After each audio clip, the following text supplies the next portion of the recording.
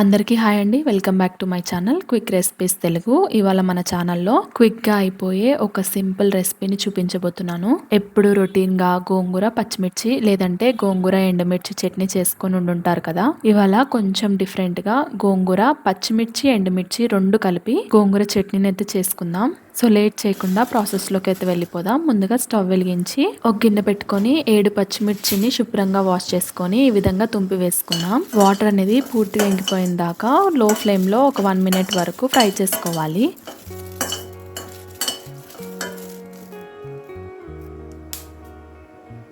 ఇప్పుడు ఇందులోకి 1 table spoon వరకు ఆయిల్ వేసుకోవాలి. ఎండుమిర్చి తొందరగా వేగిపోతాయి కాబట్టి పచ్చిమిర్చి పూర్తిగా వేగిపోయిన తర్వాత లాస్ట్లో వేసుకోవాలి. ఇప్పుడు మూత పెట్టుకొని ఒక 2 మినిట్స్ వరకు లో ఫ్లేమ్లో కుక్ చేసుకోవాలి.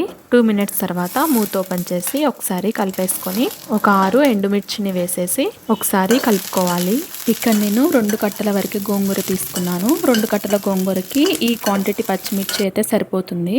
ఎండుమిర్చి వేసాక ఒకసారి మూత పెట్టి ఈ విధంగా వేగితే సరిపోతుందండి. ఇప్పుడు ఇందులోకి 1/2 టేబుల్ స్పూన్ పచ్చిశనగపప్పు, 1 టేబుల్ స్పూన్ వరకు ధనియాలు, 1/2 టేబుల్ స్పూన్ మినపప్పు వేసి ఇవన్నీ కొద్దిగా వేగిన తర్వాత లాస్ట్లో జీలకర్ర 1/2 టేబుల్ స్పూన్ వేసుకోవాలి. జీలకర్ర తొందరగా వేగిపోతుంది కాబట్టి లాస్ట్లో వేసుకోవాలి ఎప్పుడైనా. ఇప్పుడు అంతా ఒకసారి కలిపేసి స్టవ్ ఆఫ్ చేసుకోవాలి. చూడండి ఈ విధంగా వేగాలి అన్నీ. ఇప్పుడు వీటన్నిటిని ఫ్యాన్ కింద పూర్తిగా చల్లారబెట్టుకుందాం. ఇప్పుడు మళ్ళీ స్టవ్ వెలిగించి ఒక గిన్నె పెట్టుకొని ఒక 2 కట్టల వరకు గోంగూరని శుభ్రంగా వాష్ చేసుకొని వేసుకోవాలి.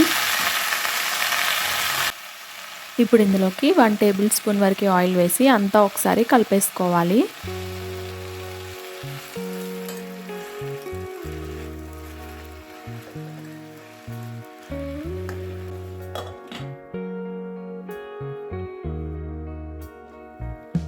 మూత పెట్టి ఒక 3 మినిట్స్ వరకు లో ఫ్లేమ్లో కుక్ చేసుకొని 3 మినిట్స్ తర్వాత మూత ఓపెన్ చేసి ఒకసారి కలుపుకోవాలి. మధ్యలో మూత ఓపెన్ చేసి కలుపుకుంటూ ఉండాలండి, లేదంటే అడుగంటుతుంది. ఈ గోంగూర అన్నది ఇంకా కొంచెం వేగాలి. ఇంకో 1 మినిట్ వరకు మూత పెట్టి కుక్ చేసుకుందాం.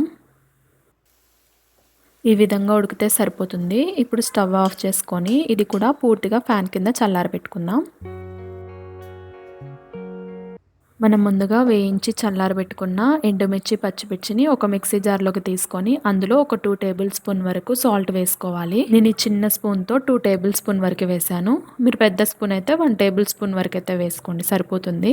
మెత్తగా కాకుండా ఇలాగా కచ్చాపచ్చాగా గ్రైండ్ చేసుకోవాలి. ఈ విధంగా గ్రైండ్ చేసుకున్న తర్వాత మనం ముందుగా వేయించి పెట్టుకున్న గోంగూరను కూడా వేసేసి ఒక్కసారి గ్రైండ్ చేస్తే సరిపోతుంది. మీకు కావాలంటే తాలింపు పెట్టుకోండి, తాలింపు పెట్టుకోకపోయినా కూడా చాలా బాగుంటుంది. చాలా మంది ఆనియన్ ని యాడ్ చేస్తారు లాస్ట్ లో.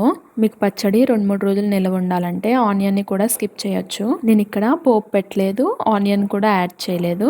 అంతేనండి, సింపుల్ గా గోంగూర ఎండుమిర్చి పచ్చిమిర్చి పచ్చడి అయితే రెడీ అయిపోయింది. మీరు కూడా ఇంట్లో తప్పకుండా ట్రై చేసి టేస్ట్ ఎలా వచ్చిందో కామెంట్ బాక్స్ లో కామెంట్ చేయండి. నా ఛానల్ ని ఫస్ట్ టైం విజిట్ చేస్తున్నట్టయితే please subscribe to quick recipes Telugu. మరో కొత్త రెసిపీతో రేపు కలుద్దాం. Until then bye.